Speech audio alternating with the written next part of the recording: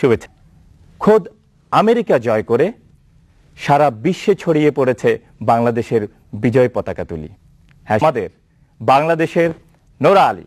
Dream My dream is just to do the best that I can do at what I want to do.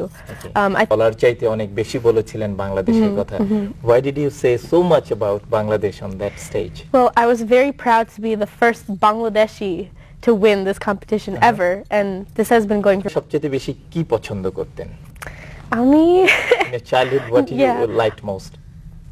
খেতে ভালো লেগেছে। এখন